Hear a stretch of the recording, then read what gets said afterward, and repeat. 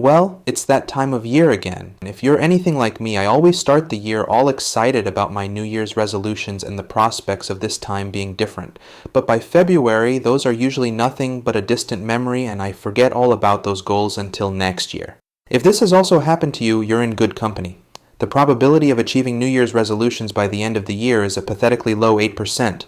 But this video will change that once and for all. In it, we will outline the step-by-step process you need to actually change your habits for good. And not just for the new year either. Every day is a new life, and you can choose to change the course you're on anytime you want. But first, why do we struggle so much with this stuff? Despite what hustle culture influencers tell you, it's not because you don't want it enough or you're undisciplined.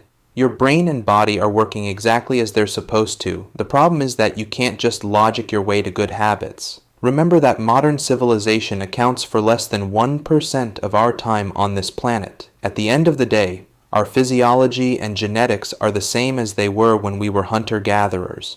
We struggle because our brains are simply not built for the modern world. If you want to succeed at changing your habits, you need that more primal, unconscious side of yourself to get on board as well. Think of your brain as divided into two parts, the primal, emotional, unconscious brain we like to pretend isn't there, and the more logical, deliberate, analytical brain we identify ourselves with. Daniel Kahneman refers to it as System 1 and System 2 thinking. Another way to visualize it is as an elephant and a rider. You are the rider, and with your hands on the reins, you can maneuver the elephant and feel like you're in control. This works fine as long as the elephant is in agreement. But if the elephant disagrees with where you're pulling the reins, the elephant is going to win every single time.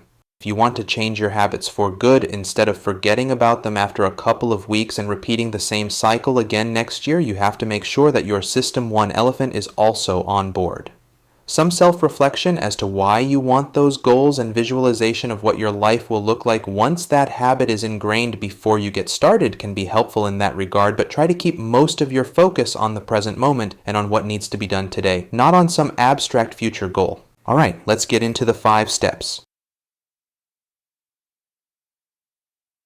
Establishing good habits or dropping bad habits is difficult because most of the time the reward or the punishment for that habit is some abstract thing in the distant future. It's hard to motivate ourselves to go to the gym now when we won't see any results for several months, and it's hard to quit smoking when we won't see any damaging effects for 10 years or more. Our primal side tends to surrender to the immediate reward that is right in front of us. The more distant a reward or punishment is into the future, the less value it seems to have. If you want to set yourself up for success, you need to give yourself a reason to take action right now.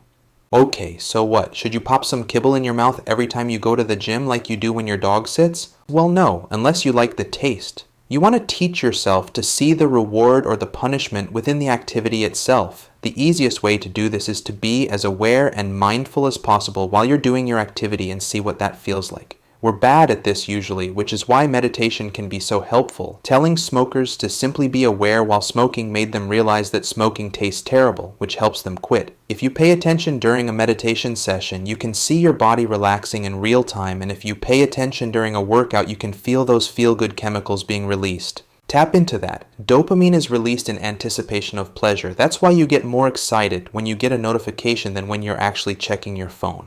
Creating a positive association with the things you want and creating negative associations with the things you don't want will begin rewiring your brain pathways and move you toward your desired action.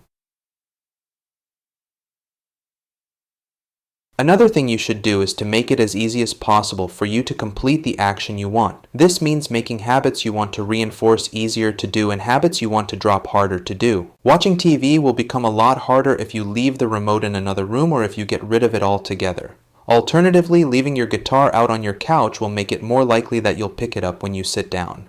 Realize that you will choose the path of least resistance and work with yourself as best as you can.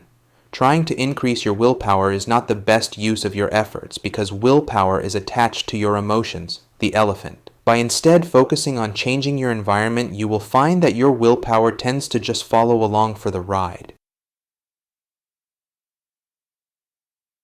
When you're trying to implement a new habit, the hardest part is always getting started, but once you get past that initial hurdle, you're much more likely to keep going. Start by chunking down your habit as much as possible and making your goal the very first step in your habit. If you want to go to the gym, make the goal to just put on your gym clothes, get in your car, and start driving. If you decide you want to just drive around the block and head home after that, then feel free. It's no problem since you already completed your goal. The goal has to be so easy that it almost feels like there's no point. This works because consistency is what's most important, and once you get going, it's very likely the momentum will carry you further than you expect.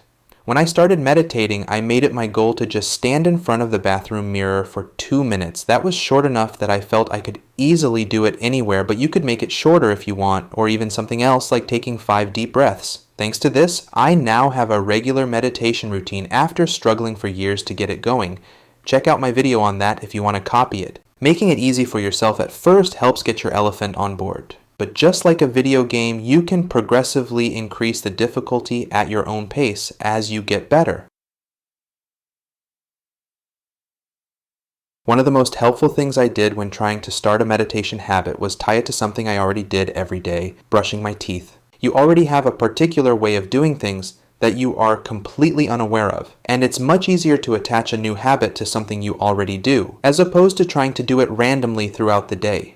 In contrast, if you're trying to drop a bad habit, figure out what the cues are for it and replace it with something new that ideally allows you to be mindful so you can poke further into the source of that craving. If you always want to smoke a cigarette after lunch, try to replace it with 2 minutes of meditation or take a walk instead. The key here is to find something that you enjoy so it is rewarding as well. If you hate walking, it's not going to work. Experiment with this until you find something that gets you there and expect that you'll stumble and have to reassess multiple times. No judgment, it's all part of the process.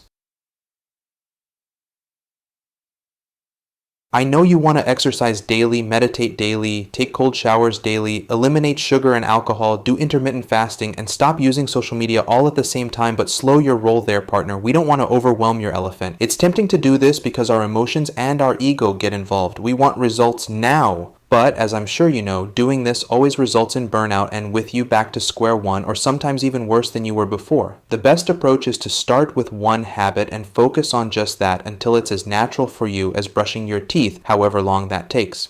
And if we're going to start with one habit, might as well make it a keystone habit. This is a habit that ripples across other areas of your life and affects other habits. For instance, with me, when I'm weightlifting regularly, I am also more likely to do intermittent fasting since I like working out fasted. I'm more likely to eat a healthy meal afterwards since I want to make sure I provide my body with the nutrients it needs to recover, and I sleep better, which makes it easier for me to do healthy things the next day. None of this is guaranteed, of course, but it is almost done automatically, which certainly helps. Find out what your biggest keystone habit is and focus all your efforts on that one. Exercise is a common one, meditation is another. You'll know you found it when you start to notice that other things fall into place without you putting in additional effort to do so. Experiment and see what works for you. Let's put it all together with an example. Since I've determined that working out is my keystone habit, let's stick with that. I will first find a workout that aligns with my goals and that I can visualize myself doing for at least a year or more. The exact workout I do is in the description if you want something to get started.